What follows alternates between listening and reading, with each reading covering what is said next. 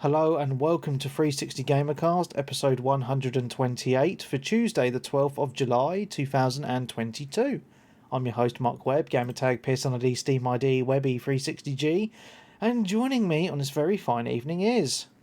Sweaty Switch. Hello, Sweaty Switch. It's just us two again. Oh, I think it's just that hot weather. Everyone's busy doing things. I spoke to Alex earlier today. He's been at the beach all day and he's currently travelling home. I don't blame him. It's been a scorching weekend. So, like you were saying, like feeling lethargic as well after soaking that sun up all day. Yeah, and probably fighting his way through the traffic as well. So, as one does. It's really odd, right? Because I started a new job this week. I've always worked shifts. I'm late 30s now. Never had a normal job in my life. Like a 9 to 5. Yeah, and now I started working 9 to 5 from Monday just gone. And I tell you what, the weekend's just disappeared. I'm back at work tomorrow, and I'm like, what the hell? I'm so used to having 4 or 5 days off at a time because I'm used to shifts. It's just gone like so fast, man. It's crazy. But also where you used to shift, you used to do more hours as well, so... Yeah, well, it's weird because days don't seem to last anywhere near as long. Yeah, true, because my contract's gone from a 40-hour week, on average, because of my shifts, and it's now a 37.5-hour week. So, yeah. So I'm doing less hours, getting paid the same, but I'm not getting as many days off. It's really weird. So, yeah, I mean, we'll see if I can get used to it, but only having 2 days off is a bit odd, but I'm enjoying not getting up so early in the morning, and it's nice to have an evening as well, so... Yeah, that's it. The thing with having the 2 days off weekend is you want to try and do at least something really good on the Saturday. Yeah. Because the Sunday you've got to have, that's usually the day where you think, oh no, I've just got to have a chill day because I'm back at work tomorrow. Yeah. And you have that obviously looming. That's it, mate. Yeah, well, it's been nice though because I've had the kids in the garden all weekend. I didn't go out anywhere at all actually because it's just the weather was so nice. Paddling pool in the garden for the kids, so they've been out playing in the garden. It's been a really busy F1 weekend because of the qualifying Friday, sprint Saturday, and the race today. So that's taken up a few hours each day as well, which has been quite nice. I've enjoyed the banter in the Discord with Venom. It's been good fun. And then obviously playing some games when I get time as well. So, yeah, back at work tomorrow. Anyway, I'm rambling on. Let's get into it, shall we, Darren? So let's get into the games we've been playing. Shall I say one of my games first? Because you probably played less than me. Yeah, just go first. Oh, yeah, definitely. Well, I haven't actually played... Okay, so I've played a few different games, but I haven't played a lot of... I haven't put many hours into the games, if that makes sense. I've played a little of a lot. Yeah. So, so that's what I've been doing. So, getting to the first game I've been playing, which is been F1 2022. Been playing that hell of a lot. You picked it up then? Yeah, so picked that up on PC because it was really cheap on CD keys. It was like £34 when I picked it up on CD keys. So I've noticed the price has gone up now since I bought it because I actually pre-ordered it, and they're usually a little bit cheaper on there if you pre-order it before you buy it, before it comes out. Sorry. So, but obviously you had the 10-hour trial, so because of Game Pass. So I've actually been playing it a lot on PC this week, but I've also played a little bit of it on my Xbox with the 10-hour trial just to get some Chivos, which has been quite cool. So first thing I want to say is I've started doing it in co-op with Frosty. And that was actually, it works really, really well. So basically, the way the co-op works in F1 2022 is you've got a couple of options. So the first one is you can both race for the same team. So you're just teammates, but obviously you're still racing against each other for the championship. And the other option is to just have two players and you can race for any team. You obviously are still playing together, but you're both on different teams, which I think is quite a cool way of doing it as well, to be honest. But myself and Frosty decided to start on the same team, so we've booted off Perez and Verstappen are out of Red Bull, and we're racing for Red Bull. We've knocked them down to AlphaTauri, and yeah, it was really good. So we've decided the way that we're going to work it is to do one race a week, because it actually is quite time consuming, because you've got your practice sessions and then you've got your qualifying and then you've got your race. And the way that we're playing it is the half length of a race. So, so a race in itself takes about 45 minutes ish just for the race. So if you think you've got that, and then your practice sessions, I mean, we just do the quick practices. We just skip them. We might do one of them to get used to the track, but then we skip the rest. And then obviously you do your qualifying, which is, it's like 15 minutes or something. So yeah, it's a couple of hours. So a couple of hours a week, one race a week, is going to work quite well, I feel, doing that. So that's quite good, because I did actually try playing a full race. It's just too long, man. Just way too long for me, to be honest. So I think a half race is kind of perfect for a video game. So yeah, been doing that with Frosty, and we really enjoyed that. I won the race because I'm the best, and then Frosty was down the table a little bit because he spun out. But it was a really good laugh. It really was. So yeah, we'll be doing some more of that. Also been playing some of the single player campaign, which I'm really enjoying, which is very similar. But it's quite interesting because you get into the game, it's the same on the multiplayer as well. On the co-op, you do a race and you get so if you do all your practices as well, you get points that go towards the development of your car. So you put them towards, better powertrains, better aerodynamics and stuff like that. So you actually improve your car as you're going through the season, which is pretty cool. And then the multiplayer, I've been doing some of the multiplayer online as well with randoms, and some of the races have been hilarious because when you get into a race, the damage is fully on. The races I've played as well. I mean, I've not hosted one, so I don't actually know the options that you can turn on or off, but the ones I've joined have all had the damage on.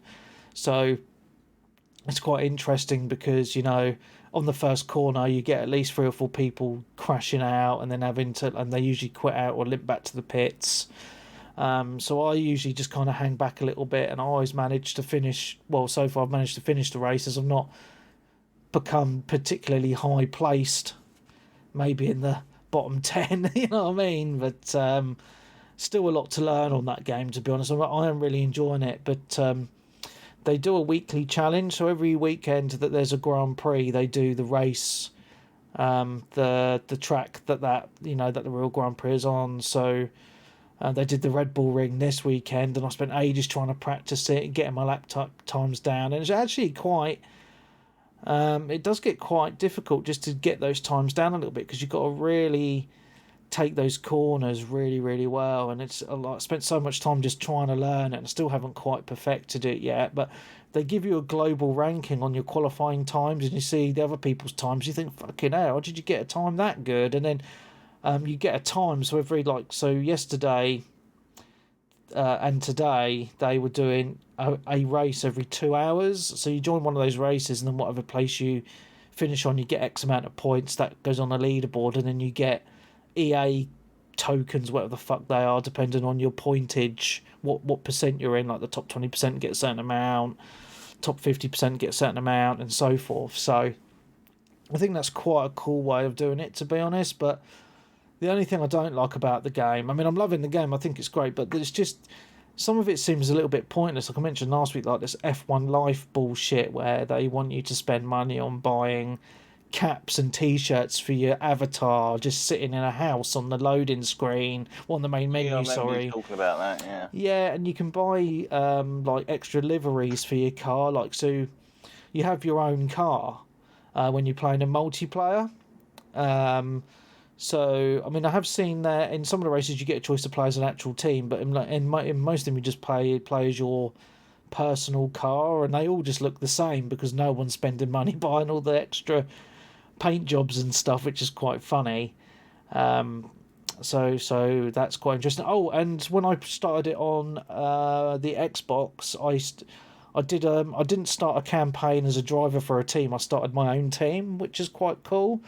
So there's a little bit more extra to that. So you own the team and your driver. So you set up all the colours, your livery, for your outfits and your cars and all that sort of stuff. Your logo, which is quite cool. And then you have to get sponsors on your car, and they all have different things that they want you to achieve for bonuses, like qualify in the top 3 in X amount of races or something like that for extra bonuses. So you've got those extra things to think about, and I think it's actually quite cool. Oh, and the other thing which is cool, you get to choose your co-driver, your partner, your teammate, and you get to choose out of it's like Jensen Button, Ayrton Senna, and who's the other one? There was another one. All three. Oh, Michael Schumacher. So I chose Jensen, obviously, because he's British. But I'd be worried if I was Button, because the others are out of commission. Yeah, but that's why, because they're classics, so you bring the characters back, if that makes sense, right? Yeah. So I think that's quite a cool little feature, actually, to be honest. So yeah, I'm enjoying the game. It's a lot of fun. It's just very I don't know. It does get quite tricky because I'm playing it with a a steering wheel and pedals. So it's just trying to nail it down. It's just quite difficult. It's a lot of practice, but yeah, it's a lot of fun. So yeah, that's my been my main game this week, to be honest, and it's just been nice to play it in some co-op with Frosty as well. So just looking forward to cross-play being activated, so we can jump on with a few other people who've picked up on other platforms and get some multiplayer sessions going. Yes. So yeah. So what about you, Darren? Main one this week, I'd say, would probably be Vermintide 2. Oh, you're still cracking on with that. Have you played any of it with other people, or have you just been playing it? No, I've just been going through solo and bot. It's like, because you can do it, obviously, there's like 4 or 5 difficulties, or is it 4? I don't know. I know there's quite a lot. I don't know. And obviously, the harder it gets, the more you want other people with it, and you want to do it on the harder difficulties to obviously get the loot. I'm just sort of like trying to go through each of the levels on their own. Oh, okay. With bots. And how are the bots in it? They're reasonably okay. They don't set off stupid traps or sort of like start attacking enemies like before you do. Oh, okay. Things like that. You can order them to pick up certain objects, because obviously each of the levels has got the tomes that you find, and you can only carry 1 per person. And obviously if you're not communicating with other people, there's got to be a way of getting the bots to pick up the tomes and stuff. Right, okay. To give you the bonuses at the end of the map. Right. Or the end of the level, like bonus XP and stuff to level up. I'm still only about level 13, and I'm almost halfway through the second lot of levels. Oh, right, okay. Because there's like 4 levels on the first one, and a few on the 4 on the second, I think 4 on the third, and 1 on the last. Yeah, it's a shame this game didn't become more popular in the community, really, because it's meant to be a really good co-op experience, I think a lot of people isn't did it? play it, but it is an old game. Yeah, it's about 4 years old now, isn't it? 4 years old, yeah. Yeah, it's mostly melee as well, isn't it? You don't really get a lot of ranged weapons, if I remember rightly. It depends which character you're playing as. Right, I mean, okay. I've been playing as the elf, and obviously she's got a bow. Right. Which is useful for obviously taking out like armoured enemies and sort of like annoying enemies like the specials when they spawn. Right, oh, okay, Like the yeah. gasser or things like that. Oh, nice. And every time you kill a special, they drop like a little ammo pouch near where you are, so you can just quickly fill your ammo back up. Because you don't actually get a lot, depending on the character you're using. Right, oh, okay. Ah, makes sense. Because she's got the bow and arrow, then like the pilgrim kind of guy's got like a couple of pistols, like flintlock kind of things. Yeah. But he only gets about 19 shots. Yeah, Whereas oh, okay. with her, I'm getting about sort of 45, 50.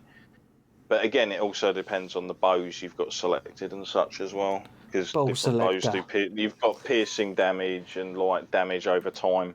Right, okay. And I've come to realise damage over time is reasonably okay, and it can infect more than the one target you're firing at. But I'd rather things just went straight down than actually just sort of like still charging at me. Right, okay. Or they're taking like tick damage, etc. Yeah. But yeah, the loot system's pretty cool. I mean, the more you play the game, the better loot you sort of pick up, and as you're leveling up, you level up like the sort of rarities and stuff that you can acquire. Right, okay. So that means that you're not always going to be picking up like complete shite from the low missions, as long as you're sort of completing a few of the objectives and bonuses and stuff, and leveling your crate up, and your character's power level's high enough. Right. It starts to drop higher power stuff, which is why the higher difficulty levels come into play later on. But people obviously know that who have played it. Yeah, it's one of those games, as I mentioned last week, that I would have really liked to have gotten into, but I picked up on Steam, and literally no one I know picked it up, so it's kind of one of those multiplayer games that I purchased. I mean, there's a couple of levels buying. there's a couple of levels that fall into the old it's this type of level, is it? So one of the levels I did was where it's basically pitch black. Yeah. And you're pushing a minecart through the level with like a light attached to it. Oh, right, okay. To illuminate the area. So that's kind of annoying, because you do get the horde bundles seem to be a lot more frequent in this than they do in your like Left 4 Deads and Back 4 Bloods and stuff. Yeah. In my opinion. How annoying. But yeah, I'm really looking forward to that. The Death Watch or whatever it is. It's out later this year. Death Watch. I think that's going to be pretty interesting. You mentioned that last week. Death Watch. Oh, okay. Yeah, I think I did.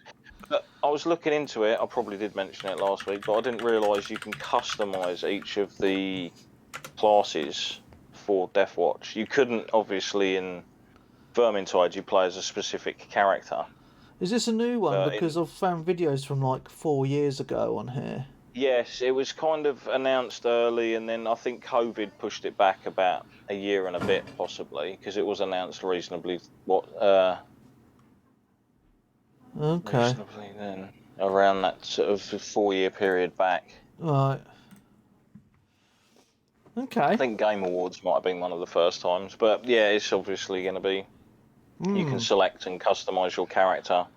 So you choose a class, then you can customise them with various faces, hairstyles, or whatnot, and choose personalities, out of set personalities and stuff. Okay. But it looks like a lot more hectic. Oh, nice. I mean, it's been like a good 4 years since then, so you'd expect as a developer they're slowly growing their field, as it was. Yeah. They did the first one, Vermintide 2. People who played those games always liked them. Yeah. I don't know anyone that ever played those kind of games, which is kind of the thing with the Warhammer. It's got its fan base, like a lot of their games.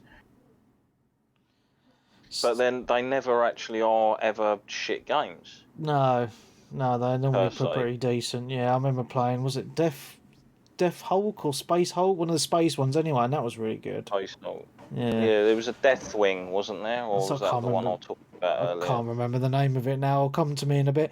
But talking about games of a similar ilk, though, Darren, I went back to Back 4 Blood this week. Oh yeah, I saw that in a message, I think, in the chat, or someone did. Was it Peeps or yourself?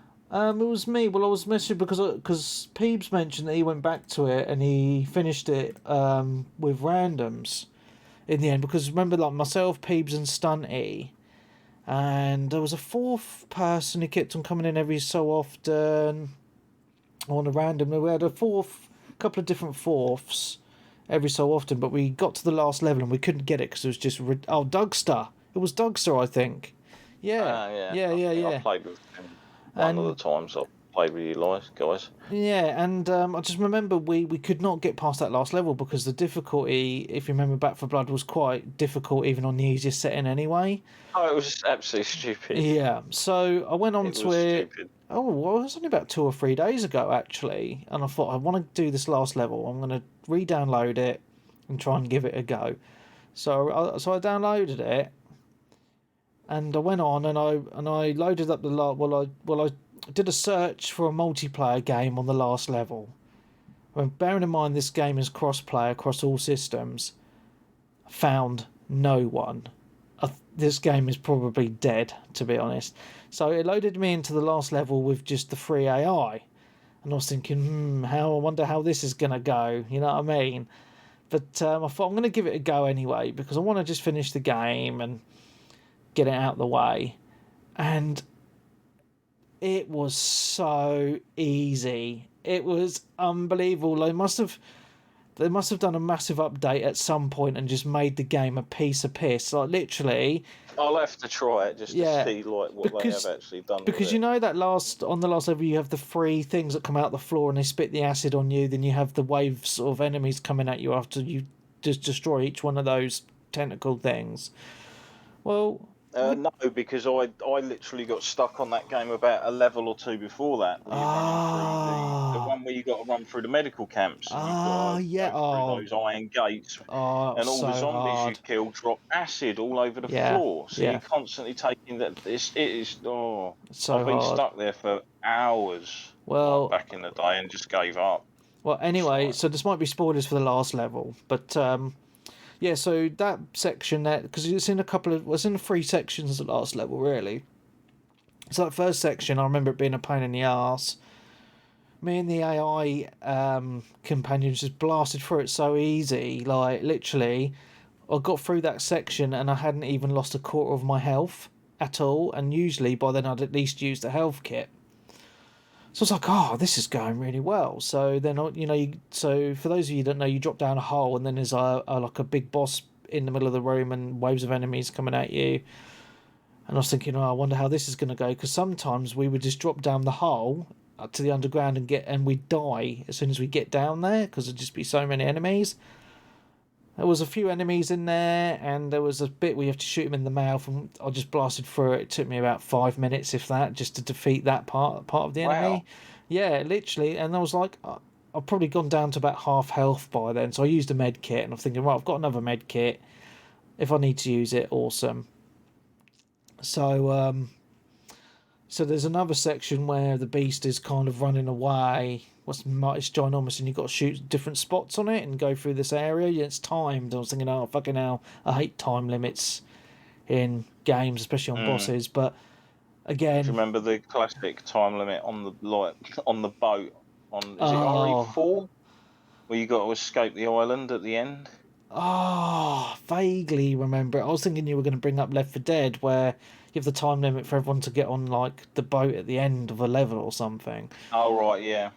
But anyway, yeah. So the final part of the boss again, like you have to. So he's kind of like trying to run away, and there's like specific spots on him you got to shoot to destroy him. And again, you have waves of enemies coming at you, but I hardly really got hit that much. The zombies dropped really quick and defeated him and got to the end credits. And I was thinking, fuck me, they've really nubbed it down now, because it was so hard before, and now it's just a cakewalk. It really, really is. But I think they've just taken a bit too long to patch it, to be honest, because I do think the game is dead, because as I say, I was trying to matchmake, and it just wasn't finding anyone, and it was in kind of prime time, early evening time as well, so yeah, this is the thing, like there are, like we all said, that the game was good. It was well received at the start. There was a ton of people playing it. It was on Game Pass, which is obviously going to bring in a huge amount of people. But like so many people just ran into brick walls with the game. Yeah. With the sort of like the random spawning AI system that they've got in it. Yeah. It just never seemed to let up. Yeah. I know, mate. And they obviously never managed to balance it, and through that you're going to lose a ton of players. People are just going to drop off and play something else. And this, like we say, every game nowadays, it's not really pick it up, play it, put it down. I mean, I still pick up a few like that, like fighting games, etc. But majority of games, they're huge time sinks. Like they want you to sink loads of time in. It's like the more time you put in, the better you're going to get. Like obviously that makes sense, and it's true to all games, but there's ones that incentivize you put in like 30, 40, 50, 60 hours in. Like even for Yeah, I know. I mean, it is a shame, because when Back for Blood first came out, I was really loving playing it in co-op with Peebs and Stunty and Dougie. You know, it was really good Yeah, fun. I remember playing in full games with people. Yeah. It made me laugh in my head a bit. I know it was cruel because it was you that got shifted out because you arranged everyone to do a Yeah. Back for Blood night, and then we all come on, and you got on, and it's like, let's go, and it's like we're all in the game, mate. Yeah, I You think was I like, child. fuck you then, I'm going to go and watch something on telly, I think you said. Like. Yeah, I know. The joys of Yeah, it children, makes mate. a change from having that. Because I remember that regularly back in the day, people coming in and being like, oh, sorry, mate, we ain't got enough room, we've Yeah, already got a full house, kind yeah, of thing. yeah, yeah. It very rarely happens these days, but you know, I do think if you got a group of people together and went through Back for Blood again now, it'd still be an enjoyable experience and be a lot more It enjoyable than always what it was was. enjoyable, Yeah, and like everything about the gameplay and everything was great and fun, and it was all there from Left 4 Dead. It was just those irritating frustrations yeah, yeah. 100% where agree with you. you would go into certain levels, and depending on how the game felt, it was like, you can go through this or you ain't going nowhere, mate. Yeah, yeah. It's just a shame because the thing is, like gaming moves so fast these days, you know, and if your game isn't sorted Tripped within over yeah, if it at the is, starting block a bit.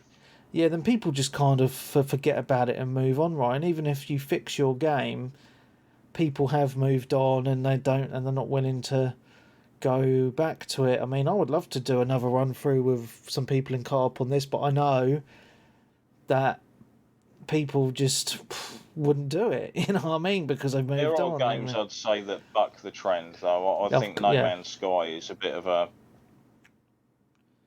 cool yeah, yeah, story in the fact that yeah, they never gave up on it, and that game is completely different now. It's basically the game they always sort of kind of promised it was going to be, and people are still playing that.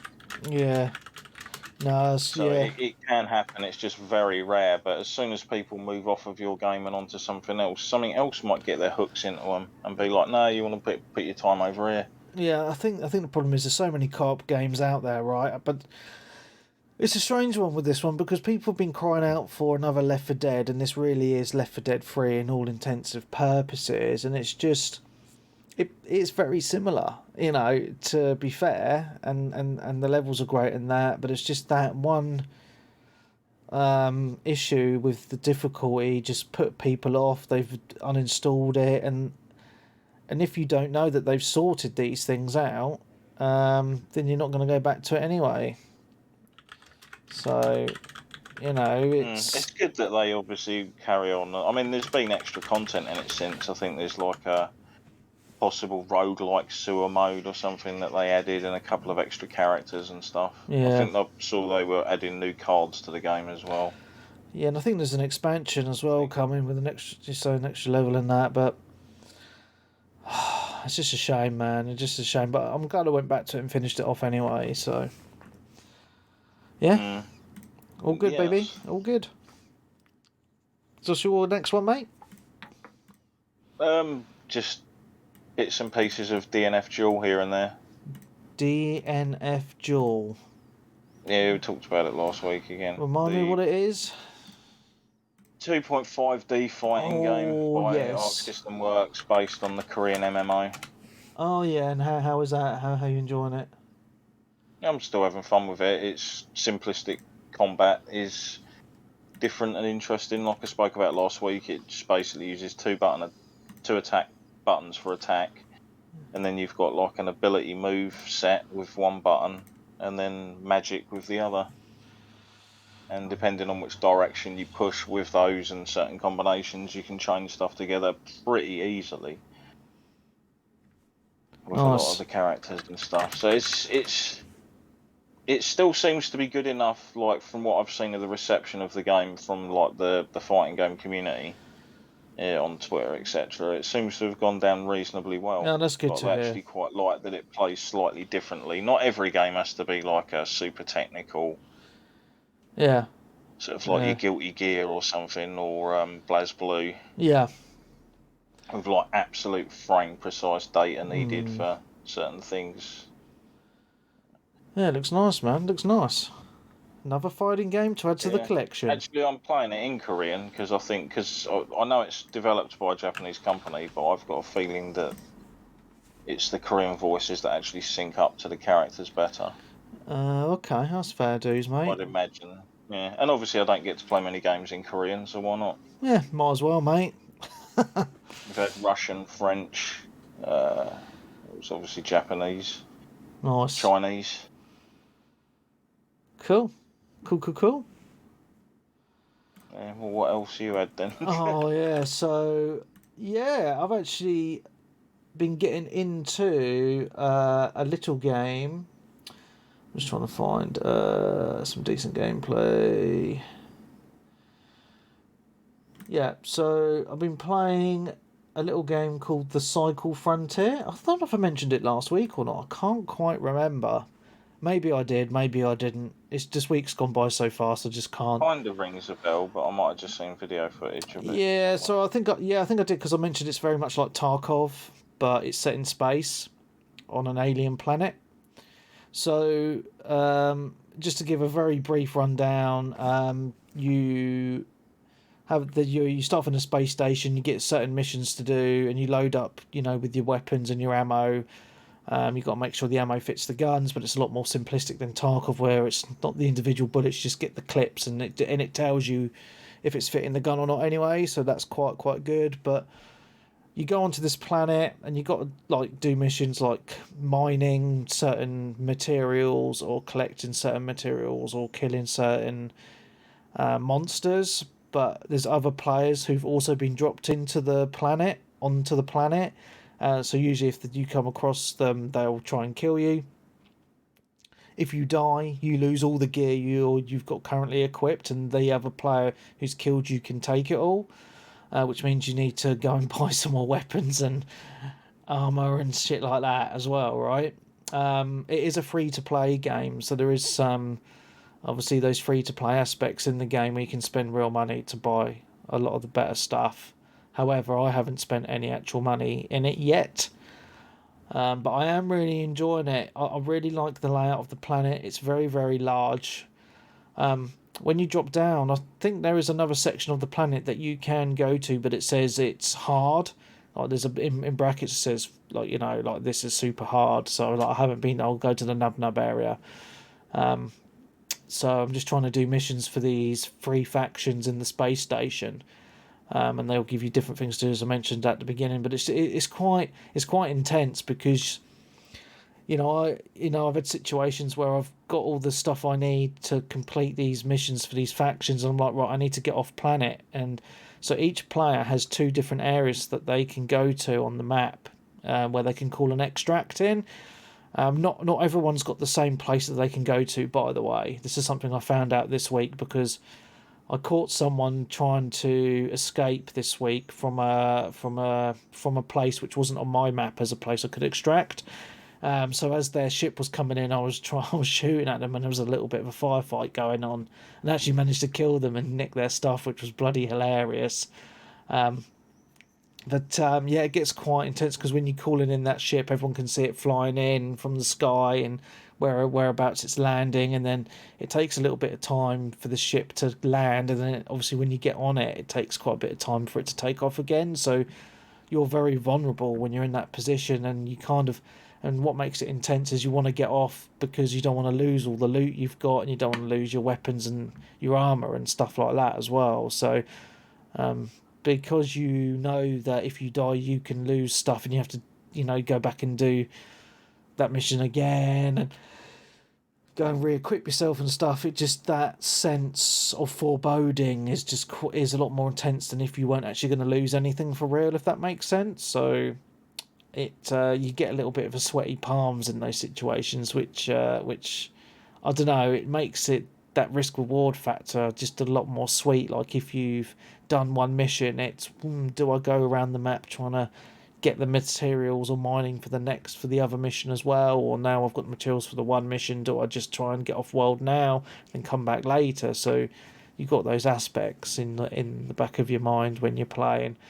Sound is quite important, so if you do play it, I'd recommend using a good pair of headphones and put them up quite high, because when you're walking around you can hear like the enemy player footsteps, so they can kind of. So if you're in a building and you hear footsteps, if you've got a good pair of cans on your head, you know which direction they're coming from. Yeah, so, but it can get, in certain areas it can be quite annoying because if these monsters start trying to attack you, obviously you need to shoot them to kill them, and then if there's other human players in the area, they can hear your gunshot, so they're gonna maybe come to your area and try and attack you as well. I've had situations where I've been fighting some monsters, and then enemy players have appeared and have tried to take me out while I've been fighting the monsters as well. So it has got quite intense. I really, really like it. It's a really cool game. I mean, I do like Tarkov. I'm going to go back to Tarkov probably this week or next week because I've had a big reset, and so everyone's back to zero again. So I would already want to go back to that. But this is kind of a more user-friendly version, if that makes sense, because it gives you things that you don't get in Tarkov, like a map, tells you where to go, and it's a lot easier to equip yourself as well. So yeah, it's a really good fun game actually, and it's quite enjoyable just to go in for a good hour maybe, just to go in and do some bits and come out again. So yeah, it's a good game. I'm liking it. What about you, mate? Anything else? Not really, apart from the things I usually play, like your Black Deserts, Final Fantasy 14s, etc. Fair I'll enough. just pop on and do the daily stuff. And should we talk about the bit of news that hit this week about Final Fantasy 14? Because I think it's worth a little bit of a discussion point, actually. I was laughing my head off when I saw all this news, actually. It's just the typical 14 community, I guess. Yeah, so, I mean, do you want to explain it? I mean, I've tried... It's just really hard, isn't it? Basically, yeah, how it all started is there's a server generally on every MMO, which is pretty much known for like ERP, etc., which is erotic roleplay that people do. Yeah. And on the American server, that is Balmung. It's always been known for that since the early days of 14. You actually have like whorehouses in like the what are they called? Where your guild houses are. Yeah, the housing area, yeah. Yeah, the settlements or whatever it is, yeah. So people will build like fake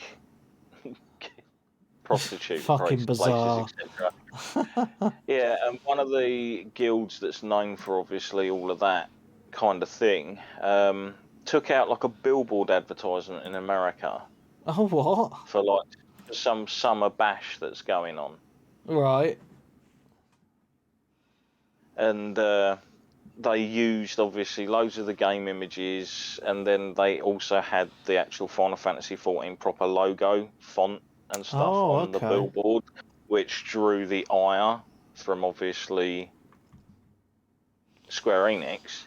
Yeah, yeah. Because it's kind of their company or game, etc., being associated with something that's quite random.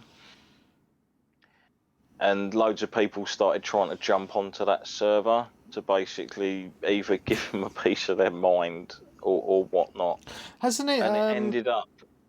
Sorry, it's only recently where people have been the world transfer system. Yeah. So you had the you had the world transfer system, but it was only on the worlds on your data center. That's right. Yeah. At the moment, you've got like the EU data center, the Oceanic data server, and the US data server.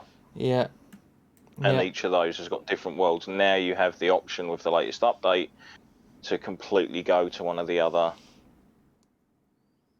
countries' servers. Yeah. Wow. And have access to all of their worlds and stuff as well. Visit people there.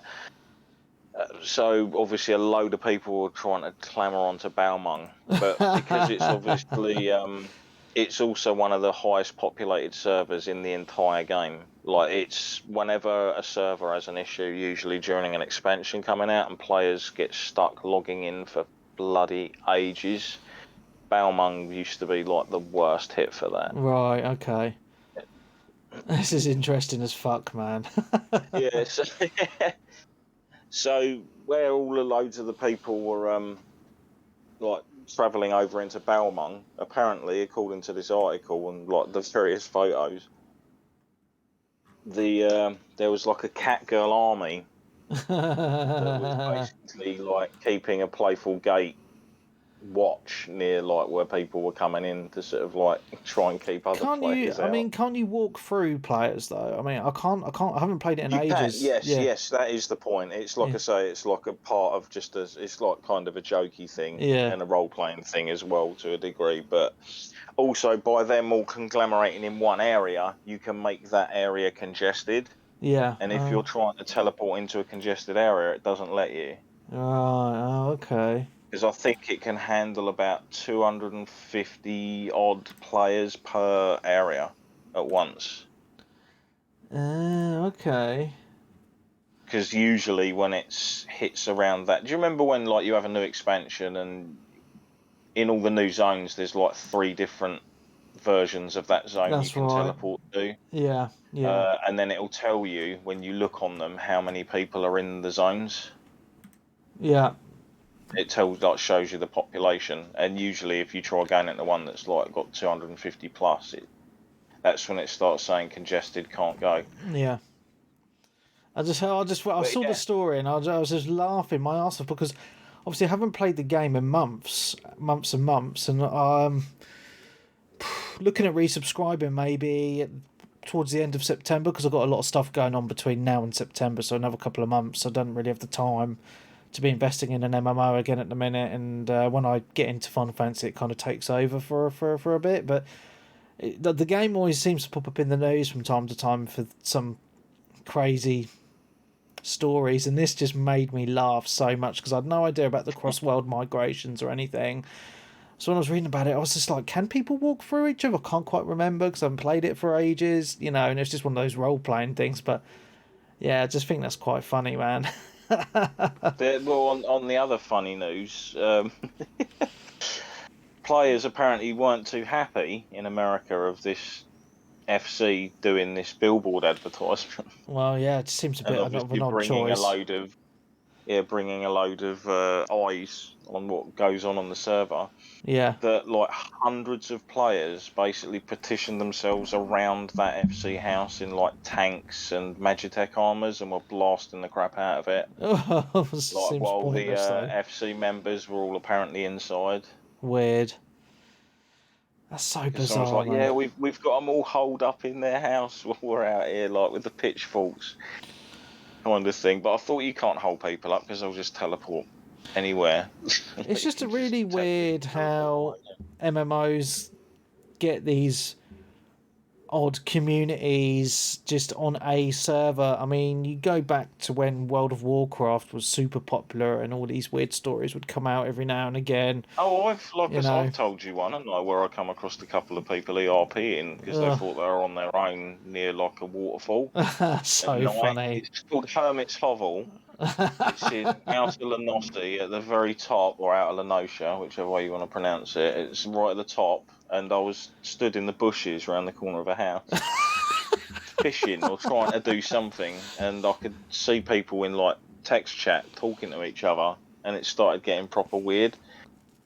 That is weird, yeah. We thought they would just DM each other, wouldn't you? In the end, I just thought, no, I could sit here laughing at this for a while, but I was just like, no, I'm going to just teleport away. Maybe one of them will hear like it makes that noise when someone teleports out. Yeah. If it was me, I would have run up in the middle of them and gone, hello. Got really embarrassed them then. That would have been hilarious. Yeah, Colin always talked about that one he had, wasn't it? As well, walked in on 2 people actually laying down in a bed. Oh, Modern Warcraft, yes, that's right. Yeah. That's funny.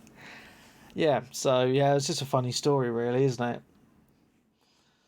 Okay, let me talk about some other games that I have dabbled in this week, and I say dabble. Obviously, been playing some more Fall Guys. Absolutely love Fall Guys. I don't think I need to talk about that much more, to be honest. I've been playing it a hell of a lot. Okay, so I've been looking for just a chill game to play a little bit, just on Game Pass, and I do actually own this on Steam, but I hadn't played it in ages. But I've been playing a little bit, only a couple of hours, just a little game called Stellaris. Have you heard of this game? I've definitely heard of it. Yeah, so brief overview. It's a space game, but it's like a management game. So you have where you can choose you start off and you choose, if you're a human or an alien, a reptilian or whatever. You have a home world, and you start off in your solar system, and then you have loads of ships and stuff like that, and you can make more. It's basically like Command and Conquer in space, really. That's the easiest way to talk about it, to be honest, but it's quite a bit more in depth than that. So you can send ships out to survey other systems, you can colonize other planets, you can go to war with alien races. It's all it's a very much a management game. You can you can mine like asteroids and moons and planets for resources. It's resource management, it's managing your people, there's politics involved. If your planet gets overpopulated, you need to try and populate another planet. There's that political dialogue that can happen between you and the aliens if you want to go to war and stuff like that, expanding into their territory or whatever. That's very much a brief overview of it. I mean, it is a bit more in depth than that, but it's just quite a good little chill game to have in the background when you're doing other things sometimes, just because, if something actually happens, it pauses the game, so when you go back to it, you'll be like, oh yeah, my ship's gone and surveyed the system and something else has happened. So it's quite cool, quite a nice layout, really. You can move between all the different solar systems and zoom in and stuff like that, and tell your ships to go to different places and things. So I've been enjoying that a little bit. It's quite cool. So got onto the third Dark Pictures game now. So Which one's that one? House of Ashes. Oh yeah. Yeah. So obviously, I mentioned in the last few weeks that we've replayed the first two games, which really enjoyed playing again, and then went on to House of Ashes because I haven't actually played it on the Xbox. I initially played it on the PlayStation, but I picked up on the Xbox for some Chivos.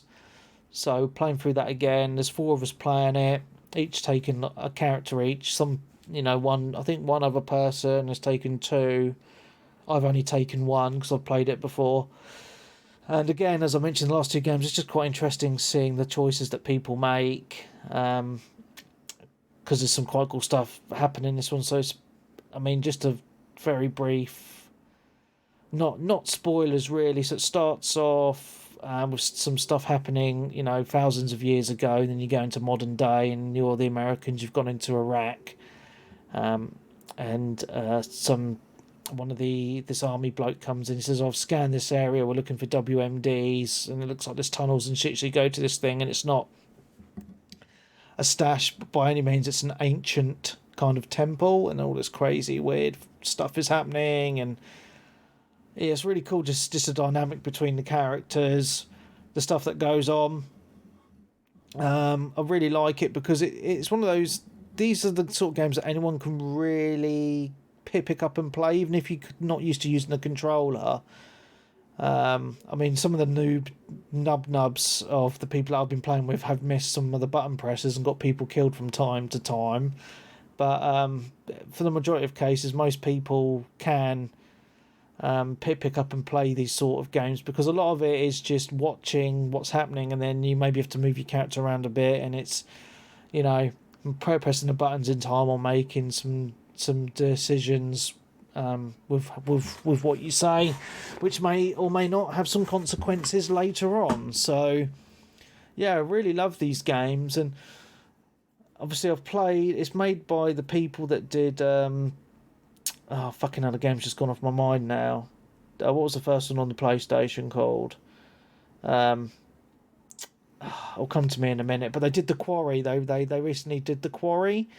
Man and Medan? Yeah. Oh, no, sorry. The original one. Until Dawn. Until Dawn. I don't know why I always forget the name of that game. Yeah, so Until Dawn, which I really loved. Yeah, so actually, after finish, I mean, I haven't finished this yet. We're about quarter way through. Really enjoying it, by the way, as I said. But I watched a little bit of video gameplay of The Quarry, and The Quarry looks fucking awesome, man. So as soon as that's on sale, I'll be picking that up as well.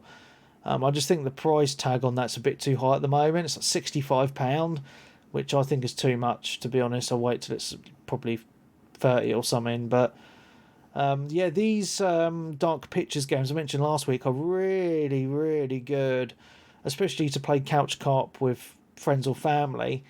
And when they come out, because each game's when they initially came out were about a year apart, say, and they were like £30-40 each, whereas now you can get the whole trilogy all together in one bundle for that price. So I think it's quite good value. You get 3 games for say £40. So yeah, fantastic games, man. Absolutely loving them. And there is going to be a 4th of the Dark Pictures anthology as well. I saw online as well. So it's not just a trilogy, it is an anthology. So they're just going to keep on going until they don't do them anymore. So, alright, I thought it was a trilogy. No, there is, like, because I was thinking that, but because the name is called the Anthology, I thought I'll have a look online and see if there's another one, and there is another one confirmed for next year. I forget the name of it now. I will have a look in a bit later, but I think I saw a trailer or something and was taken aback, thinking I thought they'd finished those, and they've literally only just put out The Quarry. Yeah, they seem already on another one. Yeah, the newest Dark Pictures game will take place in a serial killer's mansion. It's called The Devil in Me. There we go, and it's coming out next year. So, yeah, man, I'm really looking forward to that. I'll be getting that as well. So, yeah, good times indeedly do. So, okay, not many to go now. So, this is a really old game, but I picked it up for my little boy because he's really big into Toy Story at the moment. So picked up Toy Story 3 for the Xbox 360. But you can buy it on the obviously buy it on the Xbox Series SX or whatever. Cost me like £6 or something. It's quite good, but it's way hard, man, for a kid. Like, for a kid's game, it's really hard. Like, even I've struggled on some sections, to be honest. Like, bloody hell. There's a lot of, quite intricate jumping sections, platforming sections in the game, which have been quite difficult, to be honest. But the way it's set out is so the first level was like a train, and it's really fucking hard to get to the end and do that level. So I had to help my boy on that. And then there's like a playboard of the actual movie. So you go to the different areas. There's one called Woody's Roundup, Andy's house, Andy's room, Al's toy barn where you can buy things. And it's just a really odd designed game because there really isn't it doesn't seem to me like a massive objective to do. It's like, oh, there's all these different little things you can do, go and do them. But just getting around the areas is quite, it's quite intricate. It's quite tough. So you got to really like switching between characters in Andy's room, doing a lot of double jumps onto different things. I thought that this would be a good kids game, but it's not really designed for kids, as I say, because it is pretty tough, to be honest. But even for an Xbox 360 game, it looks like pretty decent still. Like, graphically, I think it holds up well because it has that, the art style from the movie.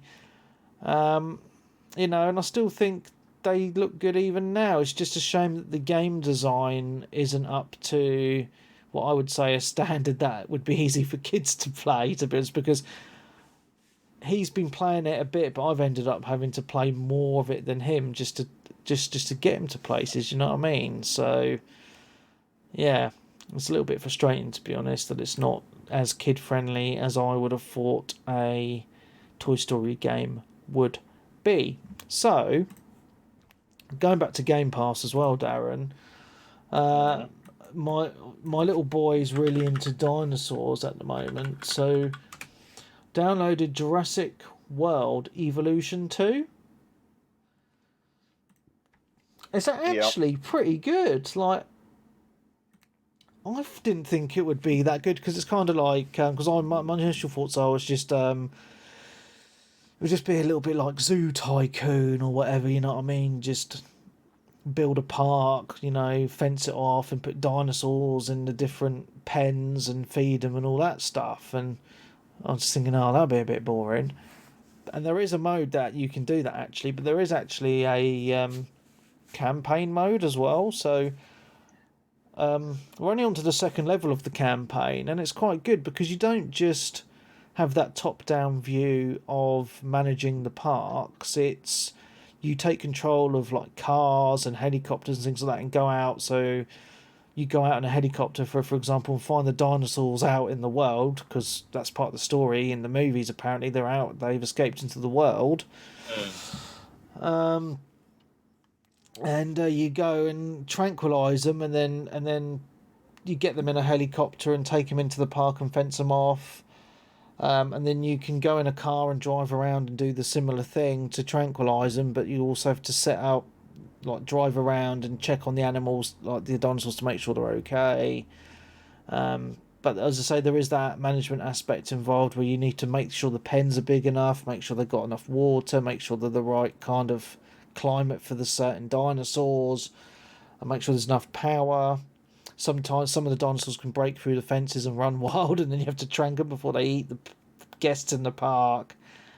But I'm quite liking the campaign mode because it gives you objectives. You know what I mean? I'm one of those people who need something to aim for in a lot of these games. So the campaign, it's like, right, you're on this level now, and you've got to go and get these certain dinosaurs. Here they are. Sometimes they escape, and some of the voice acting is quite cool with the characters as well. So yeah, it's just quite cool because the graphics are really nice. The controls are really good with the controller as well. They seem really nailed down, because like a lot of these sort of management type games like this, they historically have always worked really well with a mouse and keyboard, but never so good with a controller. However, this works well with the controller, to be honest. So, you know, it's enjoyable. And I'm just watching a video at the moment, and I might actually, just looking at this, might give the park a go, of just doing a random park, because it looks like you can manage stuff from like burger shops and things like that, ice cream parlours, and even small things like that. And that might be quite cool. But in the minute, we're only on the second mission of the campaign, and we haven't got that far into building a park big enough to get to that sort of part of it, if that makes sense. But yeah, initial impressions, it's pretty cool little game, to be honest. And the last two games I've briefly played, because I've been playing a lot of Formula 1. Oh, and I played some Gran Turismo with Laffa and Venom this week as well. Just played a little bit of Automobilista 2, because I haven't played it for a while, and it's probably one of the most realistic games, sim racing games that I own, to be honest, and that I quite enjoy. So I literally went in it for about 20 minutes and could hardly control the cars with my steering wheel, because I've been so used to F1 2022, which isn't hyper realistic, and turned it off. But still, like graphically, it still looks nice. And I think if you put some time into it, the handling of the cars you can get used to. But I was trying the F1 car out, and it was really difficult, because like especially with all the assists off. But you know, it was quite fun. Anyway, here's a game I need to get back into more, but I just don't have the time. And the last game, I played I had about an hour and a half game session on it last night. Hell Let Loose. I know it's been out for quite a while, but I hadn't played it for a while, to be honest. It's a World War II first-person shooter, but it's on a grand scale, for those of you that don't know. And I know this is also out on console, but it has just a brief overview. It seems like I've been saying that quite a lot this week, but The maps are all very, very large. It's like 100 players per map. Like so 50 a side or 60 a side if it's 120 or whatever. But the maps are all recreated from old footage of what the areas actually looked like in World War Two, which, you know, to give that level of accuracy. And it's basically one big map, and it's, you know, there's different points that you kind of need to capture. So it kind of so both teams move up and down the map to capture points, and then it fills in the map, and then you get to a point where you're fighting to move the map up or down. So whoever captures the most points by the end of the time limit, or captures all the points, is the overall winner of that match. And they do last a long time a lot of the time. And the way it's done is it's set up for a lot of communication. You join a different squad, so you've got your infantry squads, you've got your tank squads and your sniper squads and all that sort of stuff. So there's in-game voice chat, which most people do use, and it's sectioned off into squad chat, squad leader chat, etc. And then you choose a class within that squad, which all have their different perks. So obviously you've got your guy with the lights. So the most common one is the rifleman, who has like the Garand or whatever. Then you've got the dude who has like a Thompson. You got your medic, your MG dude, etc. And it just works really well because the maps are so big. You just have that vast grandness to it, if that makes sense. And you really do need to work together, otherwise you're just going to get picked off. So it is a really enjoyable game. So yeah, I mean, that is literally all I've played this week, to be honest. As I say, most of those games I've not played much of this week, really, but worth talking about because they're pretty decent games, to be honest. So, yeah. Good times, baby. Good times. Yeah, and I do maybe have some plans with Frosty this week to actually get back into a little bit of PUBG on the PC as well, because I haven't played that in ages, and still a great game, to be honest. So, and I have and actually I do want to mention a game that's been quite popular in the news this week for some reason. It's a game that came out 2 years ago, but I'd never even heard of it until this week. It's called Hypercharged Unboxed. So it's a first-person shooter, which never got any advertising at all, but it's your toys, yeah. So it's a first-person shooter like Call of Duty, but you're these little toys, and it's in some really cool areas like a toy shop, like a back garden, a bedroom, etc. And it just looks like a lot of fun, to be honest. So I might pick it up, actually. Like, it just looks like so much fun, and I think the reason it's getting quite a bit of, I don't know, quite a lot of people are talking about it at the moment is because they may have done some updates or something. But I just think it looks really cool, man. I just being a little toy and just having a lot of fun. So, you know, yeah. I mean, it's got people just saying it's absolutely stunning. Loads of really good reviews. It's just really weird that, like, there's loads of people are talking about it now, but it's 2 years old, so they must have been really working on it still, even, you know, after all that time, you know what I mean? Just like those 2 years are just kind of refining it or whatever. Just looks like a cool game, you know? So, yeah, that's all my games I wanted to talk about anyway, man. Yeah? Oh. Okay, let's get into some news then. So, Forspoken has been delayed until January the 24th. I wasn't expecting it to be delayed, to be honest, because when I watched that gameplay video, I can't remember what event it was at, not that long ago, it looked pretty like it'd been, it is almost finished. Were you surprised, Darren? It was just, I mean, it makes sense. They basically did this, announced this minutes after the God of War release date was announced. When's God of War coming out? It's this year, isn't it? November the 9th, right. I believe. I'm quite surprised at that because I 8th thought or it. 9th. I did think it was going to be delayed, to be honest. But Mm. colour me surprised. Yeah. So Yeah, I mean, so basically they said it's just strategic moving of the release date. makes sense, man. I mean, you don't want to be up So the against God of War game's on the yeah PlayStation. they said the game's done and everything. They're just going to use the time for a bit of extra polish and move out of a sort of almost crowded Yeah. release thing. I mean, you literally had just before it was coming out The Last of Us 1 remake or The Last of Us Part 1 Yeah. coming out, and then you're having that, and then a bit later on you've got God of War Yeah. on top of obviously the other random games that we're going to be getting tossed in around that sort of time period as well.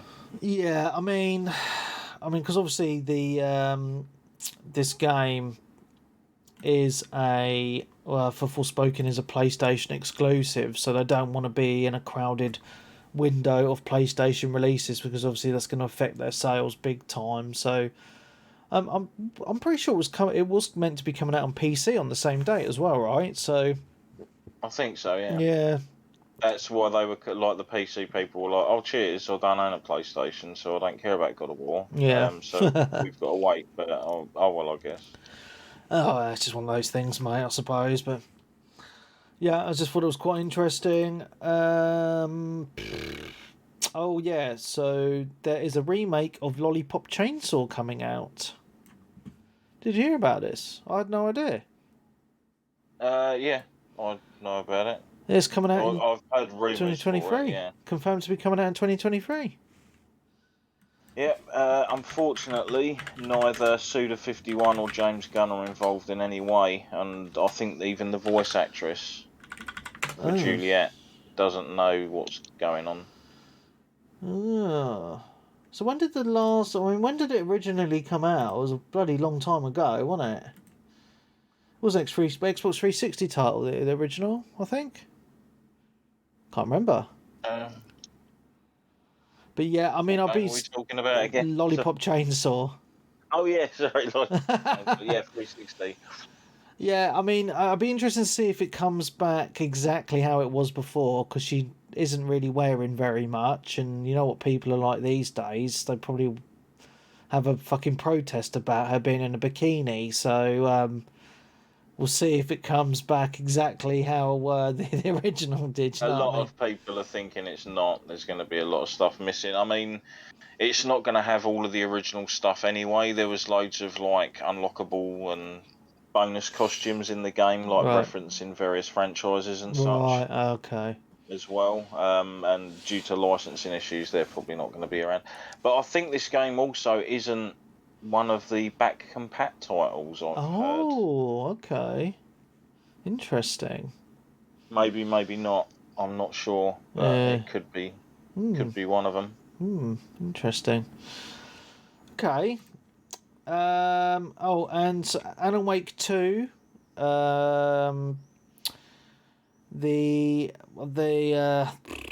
Sam Lake. Sorry, I'm just thinking of my words here. Sam Lake has said that the devs have revealed that they've written a ton of pages more than ever for the sequel story, which, in Lake's words, is a monster. So it sounds like Alan Wake 2 is going to be a massive game, which I'm really excited about, to be honest. Loved Alan Wake. I need to finish the remaster, actually. And, yeah, looking forward to number 2. Be awesome. Just to see Barry again. That's all my news. Have you got any other news, mate? Oh, there's been random game trailers and stuff, hasn't there?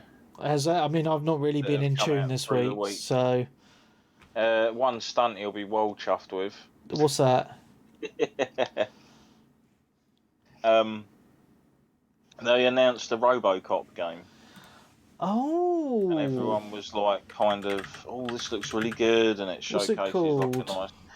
It's just called RoboCop, I think, at the moment. Oh, okay. Oh, here we go. Yeah, I mean, it looks great. Is it gameplay or just typical sort of trailer? No one knows. I Only downside is it's being developed apparently by the people behind the Stunty's favourite game, Rambo. That's hilarious, dude. So that's slightly worrying. Yeah. Oh dear. Well, hopefully it'll be good, man. It's RoboCop, man. You can't go wrong with a bit of RoboCop. There was another game that was... Sorry, man. I'm just going to go and open my window because I'm fucking boiling. Hang on.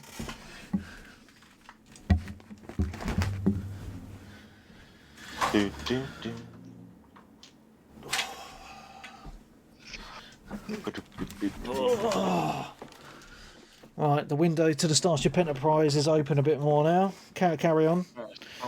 Yeah. What was you talking about? Sorry. RoboCop or something?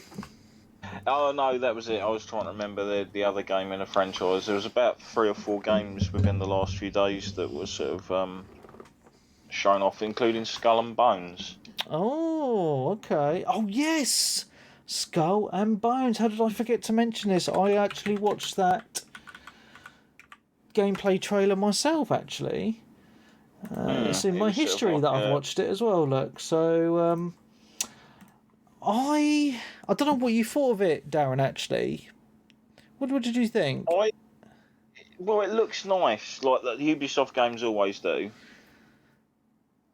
Yeah, but...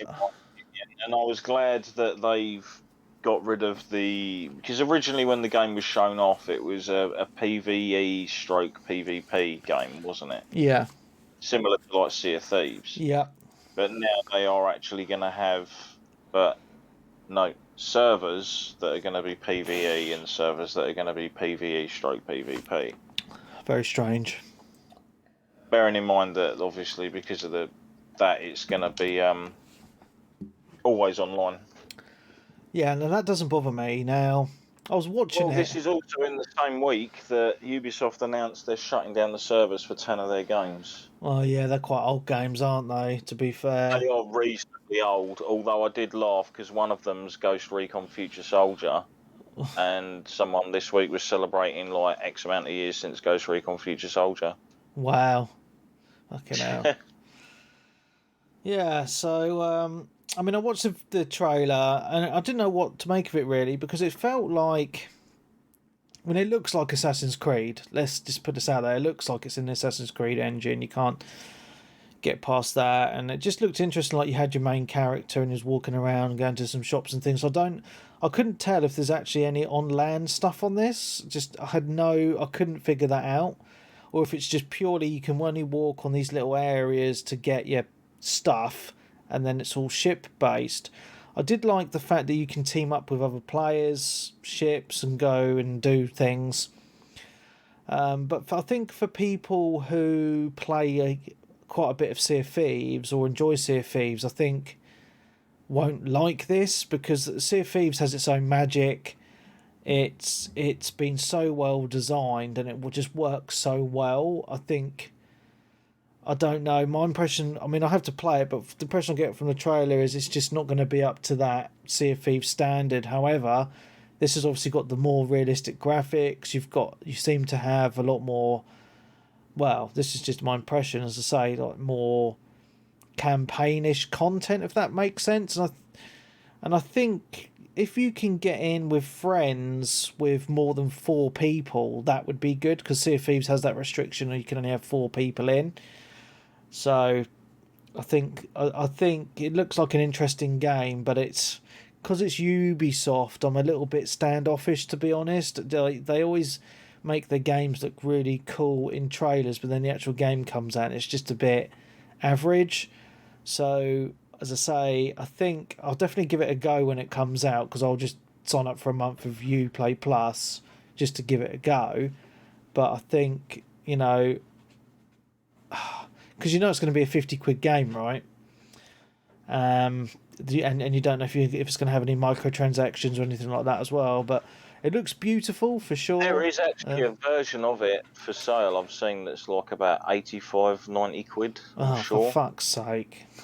Not surprised. And it doesn't come with the season pass either. Wow. It just comes with a couple of naval packs or something. Oh my goodness.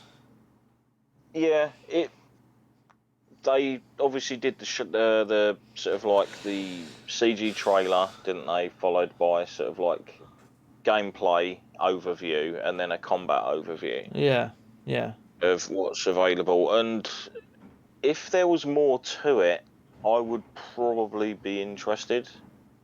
Like, pretty interested.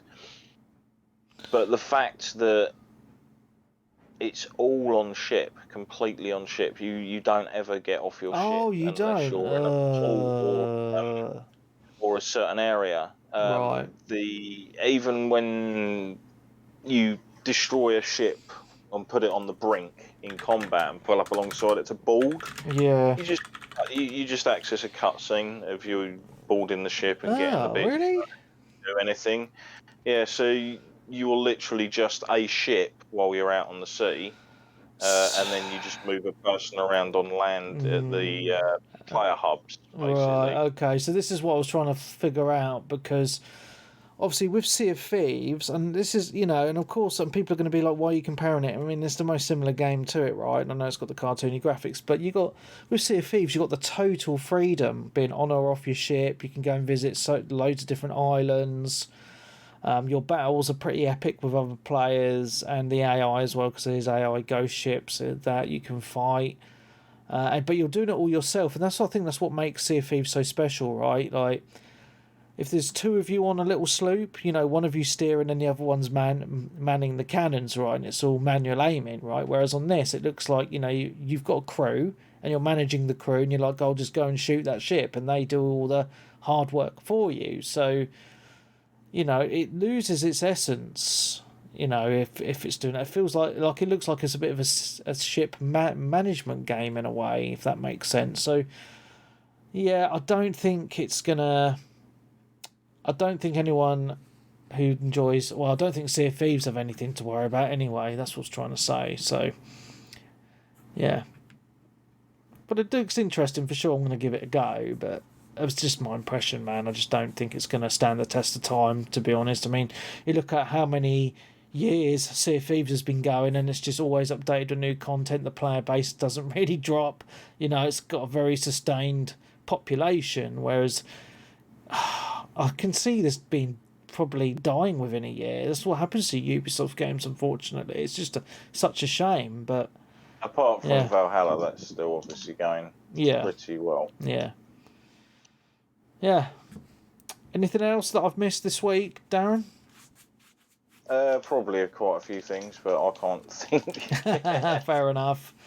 All right, well, we've had a couple of questions. I put the questions out really late because I've had a busy weekend with the kids and that. I literally didn't do anything for the podcast until about half an hour before we went live, unfortunately. So, apologies, but life, man. Okay, so What's My Tag asks... Oh, no, before I say that, if you're in the Twitch chat, and I see there's a few of you in there, if you've got any questions, feel free to pump them in. What's My Tag says, games you're looking forward to most in July, August? Don't think of any apart from F1 Manager. I mean, what's coming out in July and August? There must be something else. I mean, I'm looking forward to F1 Manager. I think it's going to be a really cool game, to be honest. I'm just going to have a look. Do you know what's coming out in July and August? Not a great deal, to be perfectly honest. In my thingy, August, I know Soul Hackers 2's coming out. Okay. I think they announced the new Valkyrie profile game is getting a release in September. Right. I'm just having a look through. I just found a website. Capcom Arcade Second Stadium. There's not really anything in July at all, actually, that looks decent. Oh, the Hot Wheels DLC for Forza. That looks quite cool. A game called Endling, Extinction is Forever. No, the new Hot Wheels DLC, no, it's not out yet. There's nothing really in July, so meh. August. Arcade Paradise. Yes. So, I actually saw a trailer for this during the week, actually, and it looks quite cool. So you basically manage your arcade, but you start off, you start off in a like a washer dryer place. So you run a washer dryer business, and then you start off an arcade business. But the cool thing about this is, like, so you design the arcade, and then you can get people in and all that. But you can actually play the arcade games as well, which is quite cool. So I just think it's a really cool way of doing it, to be honest. So that's one game that's on my list. That's coming out in August. But yeah, you start off in a laundromat, as you can see in the in the video now. As you start running that, and then you slowly turn it into an arcade. I just think that's quite a cool concept, to be honest. So you can even flush the toilets and pick off the gum. Look, so that looks quite cool. I'm just looking. There's no F1 Manager's out, as we've already mentioned, and there's nothing else I can see that looks decent from my end, anyway. No. Sorry, mate. Nothing. I don't think there's really... Trying to catch up on your backlog. People don't really like chucking games out at this time of the year, which is a shame, because you used to be able to get at least one or two publishers that would be like, this could be interesting, and they'll just toss out a random kind of game, and it does really well because there's nothing else out around it. Yeah, definitely. Which, as we know, you can be a big issue for games like towards the end of the year. I mean, look at the old Titanfall 2 as a classic example of like, we'll just sandwich it in between Call of Duty and the new Battlefield. Yeah. Yeah, definitely. So, I'm not looking forward to anything else, mate, unfortunately. So hopefully, I mean, I've got such a huge backlog right now anyway, so I'm not really that bothered. But there is a couple of Final Fantasy games coming out this year as well, so I'll be picking those up for sure. I think there's a Crisis Core remasters this year. And there's another one I can't remember now. Anyway, Clarky asks, if you could make your own game, what would it be and why? That's a toughie.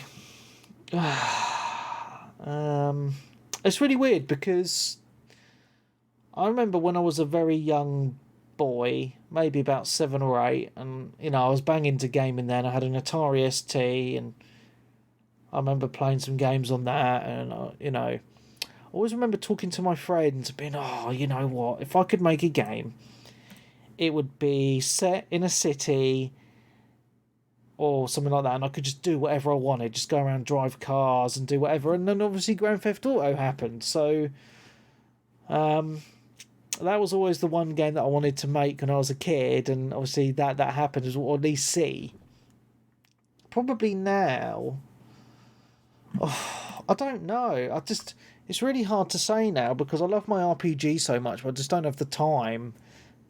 A lot of the time to put in 100 hours into a good RPG these days, unfortunately. And we see a lot of shooters, a lot of racing games. I mean, I don't know. I mean, if the perfect game just isn't there, is there? But the one thing I would like to see is, I would like to make a multiplayer game, be it a shooter or something that actually people all wanted to play at the same fucking time. Because again, it's very difficult in this community sometimes to get everyone together, even though the online gaming has been getting better recently. Really appreciate having the crew, with Venom and Laffer, especially for the Forza Thursdays, which we did do this week, which I forgot to mention. Well, I didn't do it. I jumped on for 5 minutes, and then I've had some issues with my mic, as I mentioned, since I've upgraded to Windows 11, so I can't actually party chat. Use Xbox party chat at the moment, which is really frustrating. So I need to try and sort that out. But we always have good sessions every week on Forza, Gran Turismo, and been having some good sessions on Formula 1 with Frosty, and we do have the Sea of Thieves sessions every now and again as well. So yeah, man, That's all good. Anyway, I'm rambling on. Darren, I mean, is there a perfect game that you would want to make? What would it be the game that you'd make? Probably just have to go for open world RPG style game, but with just like really awesome, fun combat. And a good story, of course. Oh, good story, like full armor customization, weapon customization, just like the sort of almost like the dream game. Yeah. For that kind of genre, but see, or either that or just like an amazing fighting game. Yeah, I mean, I've just been pondering a little bit longer while you've been talking, and I just thought, an epic MMO. I would love to have a. No, I wouldn't tie it to be an MMO. No, I'm just thinking. Sure it was completely playable offline. I mean, but from my perspective, I would love to see an epic MMO because I quite like my social gaming. But an MMO that is like the MMO to rule them all. It's just so much fucking fun. There's so much to do, because obviously I love Final Fantasy 14. I think it's a great MMO. It's been my favourite one of all time, but I always hit a wall with that game. I get to a point where I'm just like, I feel like there's nothing that I want to do, if that makes sense. And that's why I kind of just cancel my sub for a while and come back when there's new story content. But I would love an MMO where I feel that there is always stuff to do all the time, super social as well, really good guilds, really, just super social, loads of cool stuff to do, epic missions that people will want to do together, just all the time, and it's just something I haven't felt for a little while, you know what I mean? So I mean, that can be good, but then you'll neglect so many other games if you end up with a game like that.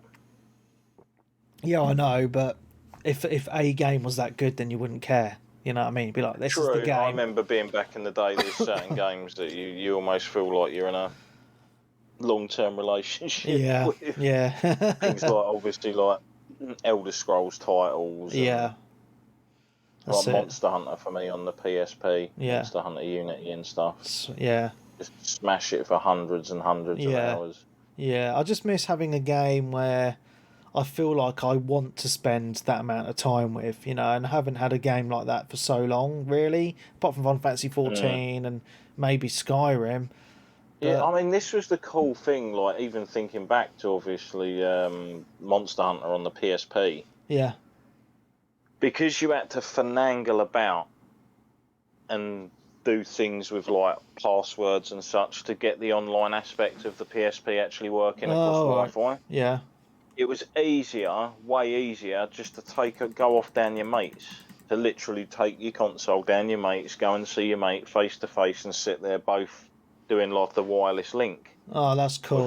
Yeah, that's and really obviously good, that pushes the social aspects with the online aspect of like you're co-oping and gaming with someone, but you're actually in the same room chatting to them. You can get some drinks in, some food, all the takeout or whatnot, and just make a good day stroke night of it. Just like hammering games, unlocking stuff, and having a good laugh. Yeah. Face to face. They still. I don't know whether they still happens as much, but I know like the entertainment district in Japan, they used to have like mass meetups for people linking up playing handheld gaming. That's pretty cool. Back in the day, like on Sundays, I think it was day or night.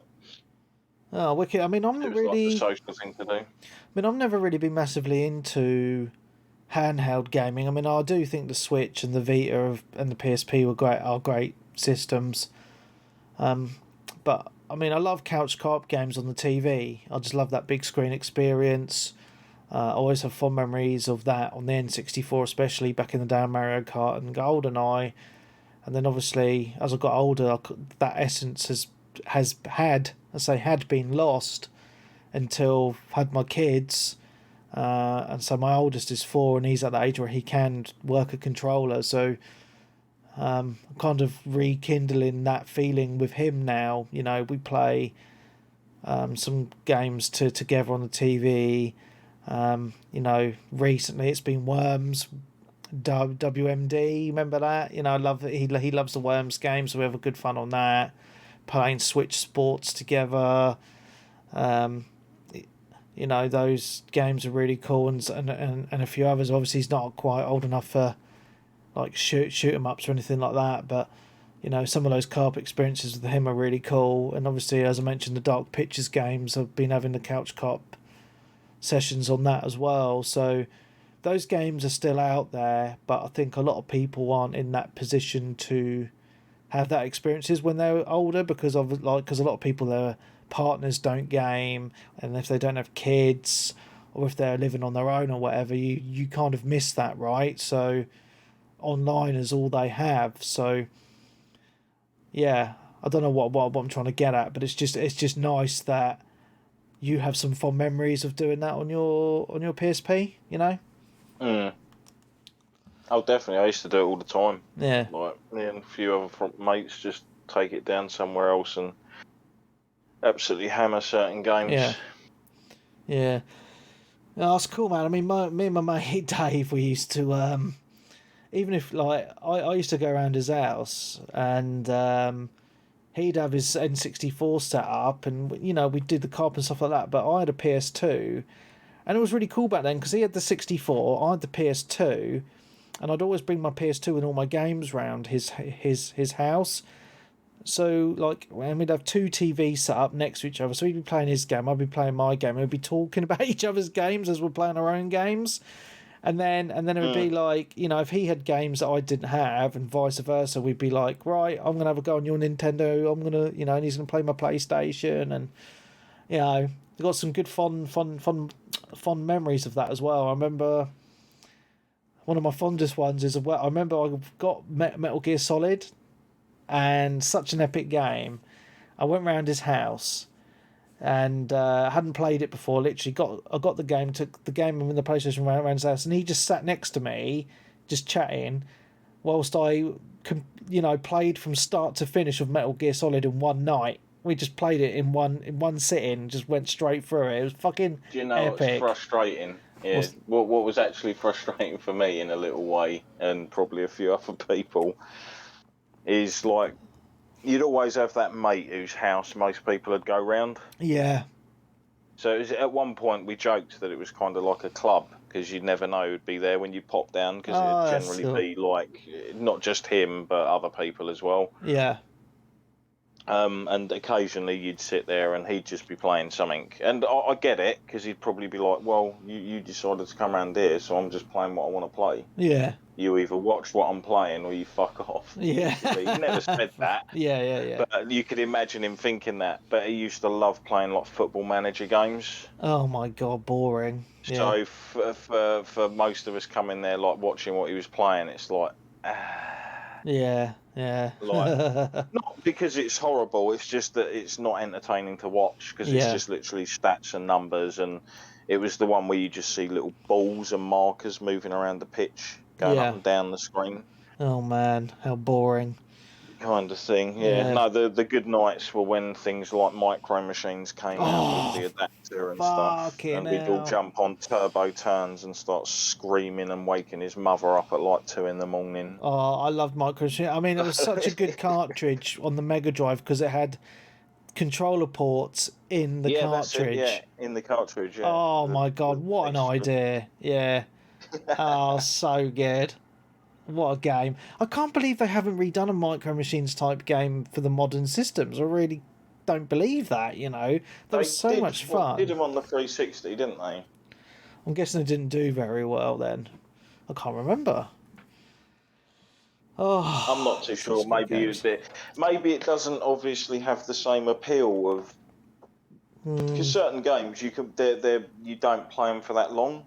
Yeah, I know what you mean. Back then you used to, because there'd generally either be that many of you in a room and you're all drinking and having a laugh, so you're all geeing everyone on, and like rivalries turn up. Yeah. And like whatnot, and people might be waiting for, come on, one of you bastards has got to be out. Because I think we used to do it where there'd be so many of us at times where it'd be like the last 2 people in the championship with the races drop out, and then the other 2 take over. Oh, okay. Waiting. Yeah. Yeah. Sweet. Good times. Yeah, man. Good times indeed. That's all the questions, my dude. I think that's going to be the end of this week's episode. It's reasonably short, although it's still Hour over an hour and a half. Yeah. Not bad indeed. There's probably someone going, what about the news story? Mate, can't really recall. It's summer. It's been blistering hot. I'm not going to be sitting on my computer for, looking up news and playing loads of games when the weather's as good as this. You know what I mean? We don't get it that often. I've got 2 kids that need entertaining. Yeah. Yeah, you can't. The kids would obviously be going lunatic, and yeah. As I mentioned at the beginning, it's too hot to go. Yeah.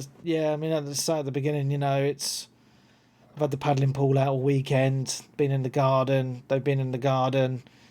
Yeah. So it's just how it is, man. It's how it is, isn't it? So, yeah. Cool. All right. Well, I think, unless anyone pops in a question on Twitch, I think that's going to be it for this evening, guys. So, yeah, I mean, thank you everyone on Twitch for joining us. It's been super duper awesome. If you are listening and are not listening live on Twitch, why not? Every Sunday, 8:30 p.m, we are here on Twitch at twitch.tv/Webby360G. And if you want to join the Patreon for an episode every single week of the year on a podcast feed, then feel free to join at patreon.com/360gamercast from as little as £5 a month, you lucky devils, you. So yeah, so for me, Mark Webb, gamertag PearsonID, Steam ID, Webby360G. And not so sweaty Switch now. So thank you very much. Thank you all for joining us, and we hope to see you next week. Same place, same time. Goodbye.